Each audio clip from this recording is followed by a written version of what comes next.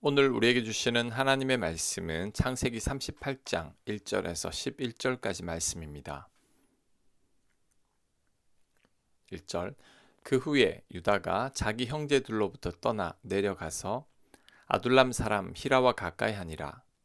유다가 거기서 가나안 사람 수아라 하는 자의 딸을 보고 그를 데리고 동침하니 그가 임신하여 아들을 낳음에 유다가 그의 이름을 엘이라 하니라.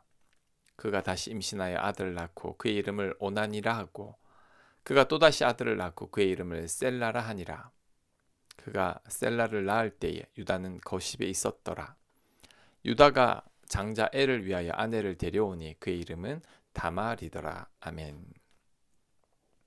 그 후에 유다가 자기 형제들로부터 떠나 살게 되었다고 성경은 말씀하고 있습니다. 그렇다면 그 후가 언제일까요? 요셉을 노예로 팔고 아버지 야곱이 고통스러워하는 사건 이후의 일입니다. 그 후로 유다가 집을 떠났다고 합니다. 유다가 집을 왜 떠났는지는 정확하게 알 수는 없지만 그의 심경에 어떤 변화가 있었음은 짐작할 수 있습니다. 아마도 아버지에 대한 미안함과 동생에 대한 죄책감일 것 같습니다. 왜냐하면 형 르우벤은 요셉을 살리려고 했지만 유다는 요셉을 노예로 팔자고 제안했기 때문이죠. 그 후 유다는 아버지 야곱의 고통을 늘 지켜봐야 했습니다. 게다가 화목하지 않은 가정의 문제일 수도 있습니다. 편애하는 아버지와 사랑받지 못하는 어머니와 그 사이에서 형제들 간의 불화 등이죠. 유다는 이런 집에서 사는 게 너무 답답하고 힘들었을 것입니다. 그래서 가족들을 떠나게 되었고 가나안 여인을 아내로 맞이하고 말았습니다. 그런데 유다는 이 대목에서 두 가지 실수를 범하고 있습니다. 첫째, 하나님의 자녀들은 하나님의 품 안에 머물러 있어야 합니다. 아브라함과 이삭과 야곱이 하나님께서 지시한 땅을 떠났을 때 항상 좋지 않은 일들이 생겼습니다. 마찬가지로 유다는 약속의 땅을 떠나서는 안 됩니다. 자, 둘째, 가나안 여인을 아내로 맞이한 거죠. 이삭과 야곱도 가나안 여인을 아내로 맞이하지 않았습니다. 하지만 유다는 가나안 여인을 아내로 맞이하고 말았죠. 그로 인해 결국 두 아들이 죽고 유다의 아내도 죽는 일이 생겼습니다. 하나님 품을 떠나니 이런 일이 생기는 겁니다. 우리는 하나님 품을 떠나서는 안 됩니다. 그 하나님의 품이라는 것이 현대를 살아가는 우리들에게는 어떤 특정한 지역은 아닙니다. 대신에 교회는 절대 떠나지 말아야 합니다. 교회는 믿음의 지체들을 만나는 곳이죠. 교회를 떠난다는 말은 그 믿음의 지체들을 만나지 못하는 것과 같습니다. 그러면 나도 모르게 하나님과 멀어지게 됩니다.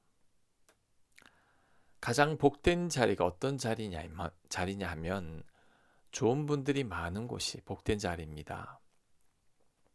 시편 1편에서는 복 있는 사람은 악인들과 함께하지 않고 하나님 말씀을 가까이 하는 사람이라고 그랬죠. 이를 볼 때 복된 자리는 믿음의 지체들과 함께 있으면서 하나님의 말씀을 늘 듣는 자리입니다. 그 자리가 어딜까요? 바로 교회입니다. 그러니 그 어떤 경우에도 교회를 떠나서는 안 됩니다. 코로나 이후로 교회를 떠난 분들이 많습니다. 영상으로 예배를 드리는 분들이 많은데 그러다 보면 믿음의 지체들과 교제를 하지 못하게 됩니다. 그러다 보면 야곱을 떠난 유다와 같아지게 되는 거죠. 신앙생활은 절대 혼자 못합니다. 유다처럼 떨어져 있으면 안 됩니다. 내 곁에 믿음의 교우들이 반드시 있어야 합니다. 함께 기도하고 서로 간에 깊은 얘기를 할 수 있는 지체들이 내 곁에 여러 명 있어야 합니다. 내 속상한 얘기를 서로에게 할 수 있어야 합니다. 그럴 때 내 신앙을 지켜낼 수 있습니다. 외롭지 않게 신앙생활을 즐겁게 할 수 있습니다. 7절. 유다의 장자 엘이 여호와가 보시기 악함으로 여호와께서 그를 죽이신지라. 유다가 오난에게 이르되 네 형수에게로 들어가서 남편의 아우된 본분을 행하여 네 형을 위하여 씨가 있게 하라. 오난이 그 씨가 자기 것이 되지 않을 줄 알므로 형수에게 들어갔을 때 그의 형에게 씨를 주지 아니하려고 땅에 설정하며 그 일이 여호와가 보시기 악함으로 여호와께서 그도 죽이시니. 아멘. 유다의 장자가 엘인데 여호와 보시기에 악해서 하나님께서 그를 죽이셨다고 합니다. 그래서 엘의 아내 다말은 과부가 되고 말았죠. 이럴 경우에는 동생이 형수와 관계를 가져서 아들을 낳고 대를 잇게 했습니다. 이것을 형사수치제도라고 하는데 당시에는 이것이 관례였습니다. 그런데 둘째 아들이 욕심을 냈죠. 형수와 결혼해서 아들을 낳으면 아버지 유산이 형수의 아들에게 가고 자신에게 오지 않습니다.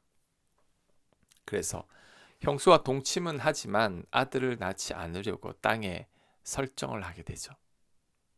이것은 대를 잇기 위해 동침한 게 아니라 성욕을 채우려고 동침한 겁니다. 그리고 형수에게 들어갔다는 히브리어 동사가 일회적인 것이 아니라 계속적인 동사를 의미합니다.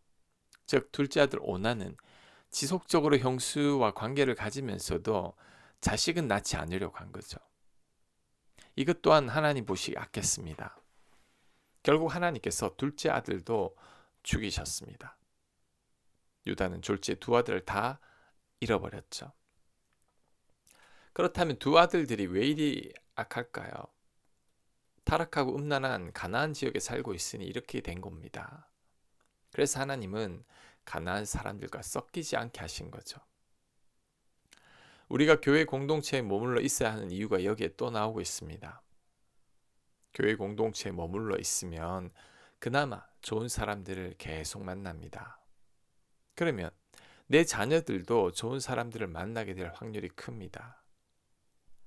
그런데 우리가 늘 좋은 사람을 만난다는 것이 얼마나 큰 복인지 모릅니다.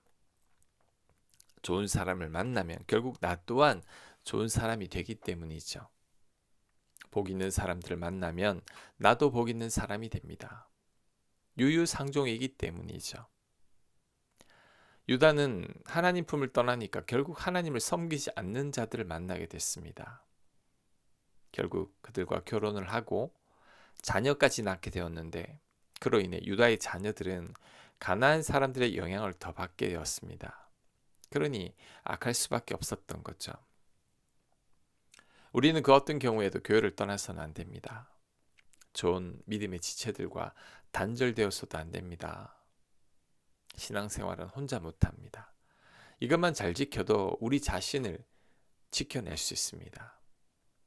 우리의 믿음을 유지할 수 있습니다. 자, 그 다음 둘째 아들 오난이 죽은 이유에 대해서 좀 더 생각해 봐야 합니다. 왜 죽었을까요? 욕심 때문이죠. 형수가 아들을 낳으면 아버지 재산이 형수의 아들에게로 갑니다. 그러면 자신에게 돌아올 몫이 적어지죠. 그래서 형수가 아들을 낳지 못하게 한 겁니다. 야고보 말씀이 떠오릅니다. 욕심이 잉태한 즉 죄를 낳고 죄가 장성한 즉 사망을 낳는다고 했는데 오난의 욕심이 결국 사망을 낳게 했죠. 남편을 잃은 형수님에 대해서 긍휼의 마음을 가져야 하는데 한 푼도 물려주지 않으려는 욕심이 결국 오난으로 하여금 죽음에 이르게 한 겁니다. 그런데 야곱도 이런 욕심으로 인해 인생이 완전히 꼬여버렸다는 것을 기억해야 합니다. 형 에서의 축복을 가로채고 싶었던 야곱의 욕심이 결국 집을 떠나야 했고 라반 밑에서 20년간 고생하게 했죠. 야곱은 지금도 고생을 하고 있습니다. 그러니 우리는 욕심을 버려야 합니다. 내 것만 너무 챙기려고 하지 말고 나누고 베풀며 살아야 합니다. 감사하고 자족하는 마음을 가져야 합니다. 그런 삶이 가장 복된 삶입니다. 자, 마지막 11절입니다.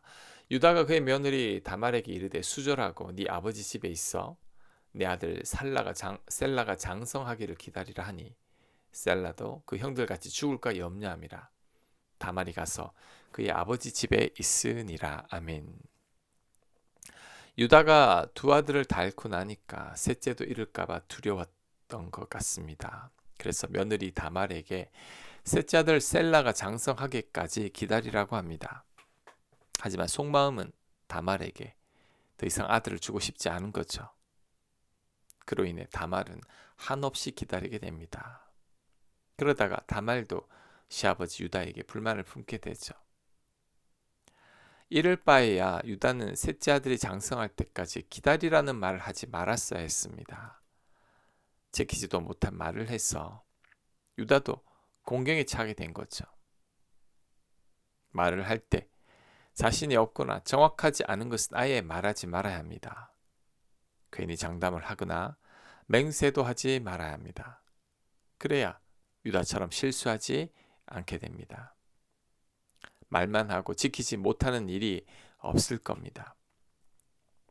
유다를 보면서 내가 한 말은 확실히 지킬 수 있는 우리 모두가 되기를 간절히 축원합니다. 아멘. 하나님, 약속을 지킬 수 있는 저희들 될 수 있도록 인도하여 주시옵소서. 신앙생활은 절대 혼자 할 수 없사오니 우리 곁에 믿음의 지체들이 늘 있도록 하나님께서 또한 은혜 베풀어 주시옵소서. 이 모든 말씀 예수님 이름으로 기도합니다. 아멘.